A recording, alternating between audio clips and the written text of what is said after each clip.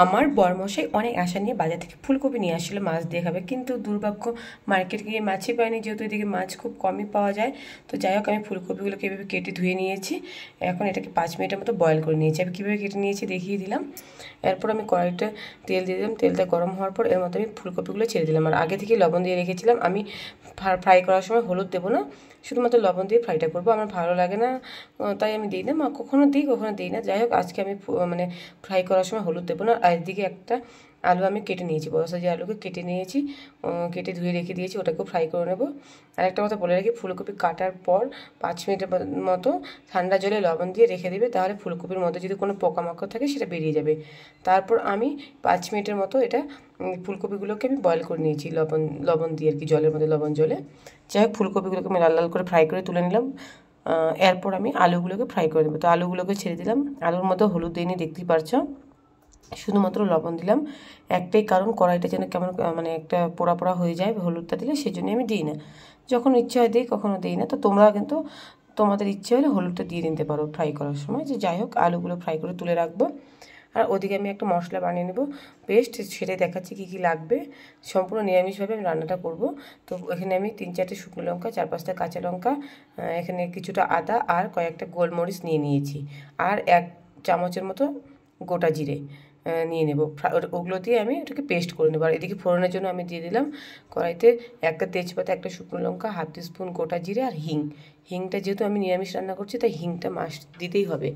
এরপর আমি এখানে জিরে, গোলমরিচ, কাঁচা লঙ্কা, শুকনো লঙ্কার পেস্ট বানিয়েছিলাম যে, সেটা আমি দিয়ে দিলাম। ফোড়নটা হয়ে যাওয়ার পর ফোড়ন থেকে একটা যখন সুন্দর গন্ধ বেরিয়ে আসবে, সেই টাইমে আমি এই পেস্ট করে রাখা মশলাটা দিয়ে দিলাম। দেখো, মশলাটা সুন্দরভাবে তেলটা ছেড়ে এসেছে। মশলাটা যখন কুক হয়ে গেছে, তেলটা ছেড়ে আসছে, সেই টাইমে আমি একটা মিডিয়াম সাইজের টমেটোকে এভাবে কেটে নিয়েছি, সেই টমেটোটাকে দিয়ে দিলাম। এখন টমেটোটাকে ভালো মতো কুক করে নেব, যে টমেটোটা থেকে কাঁচা গন্ধটা চলে যায়। তো টমেটোটাকে এখন ভালো মতো কুক করে নিচ্ছি, দেখতেই পারছো। আর সম্পূর্ণ নিরামিষভাবে আমি রান্নাটা করছি, কোনো রকম পেঁয়াজ রসুন ব্যবহার করিনি, আর খুব কম মশলায়। এরপর আমি এর মধ্যে হলুদ ও লবণ দিয়ে দিলাম স্বাদ মতো। এবার ভালো মতো নাড়াচাড়া করে নিচ্ছি। আর একটা আমি কোনো বেশি মশলা এর মধ্যে আমি ইউজ করিনি, শুধুমাত্র জিরেটাই দিয়েছি আর গোলমরিচ। আর এরপরে যখন মশলাটা কুক হয়ে এলে, আমি এর মধ্যে আগে থেকে ফ্রাই করে রাখা আলু ও ফুলকপিগুলোকে ছেড়ে দিলাম। এখন আলু ফুলকপিগুলোকে ভালো মতো মশলার সাথে 2 মিনিট নাড়াচাড়া করে কুক করে নেব। দেখো, সুন্দরভাবে আলু ফুলকপিগুলোকে কুক করে নিচ্ছি। ফুলকপিগুলো কিন্তু এইভাবেই মানে 80% কুক হয়ে যাবে, মানে জল ছাড়াই। ওইদিকে আগে 5 মিনিট মতো বয়েল করে নিয়েছি, তারপর হচ্ছে ফ্রাই করে নিয়েছি। এখন আবার মশলার সাথে কুক করে নিচ্ছি। এবার আমি এটাকে ঢাকনা চাপা দিয়ে দেবো। এখন পর্যন্ত কিন্তু কোনো জল আমি ইউজ করিনি, একদম লো আঁচে রেখে দেবো 5 মিনিটের জন্য। 5 মিনিট পর ফিরে এলাম। একটু গ্যাসের আঁচ বাড়ানো যাবে না, কারণ তাহলে পুড়ে যাওয়ার চান্স থাকবে। তো আমি একদম লো আঁচে এই মশলাটাকে কুক করে নিলাম আর কি, ফুলকপি আলুগুলোকে মশলার সাথে। যে কোনো রান্নায় মশলা কষানোর সময় 5 মিনিটের মতো এবার ঢাকনা চাপা দিয়ে রাখবে লো আঁচে, দেখবে রান্নাটা খেতে একদমই আলাদা হয়, আর মশলাটা খুব সুন্দরভাবে সব কিছুর সাথে মিলে যায়। এরপর আমি এখানে ফুলকপিটাকে সেদ্ধ হওয়ার জন্য আর গ্রেভির জন্য জলটা দিয়ে দিলাম। যেহেতু ফুলকপি আলুগুলো আগে থেকে 80% কুক হয়ে গিয়েছে, তো বাকি 20% কুক হওয়ার জন্য যতটুকু পরিমাণ জল প্রয়োজন দিয়ে দিলাম। এটার মধ্যে আমি বেশি ঝোল রাখবো না, যেহেতু মশলা খুবই কম দিয়েছি, তাই আর কি সামান্য গ্রেভি রাখলেই হবে। তো এখন দেখো, 5 মিনিটের মতো ঢাকনা চাপা দিয়ে রেখেছিলাম। জলটা দেওয়ার পর 5 মিনিট পর ফিরে এলাম। দেখো, ফুলকপি আলুগুলো একদমই দেখে বোঝা যাচ্ছে যে পুরোপুরি কুক হয়ে গেছে, সেদ্ধ হয়ে গেছে, আর সুন্দর একটা কালার এসেছে।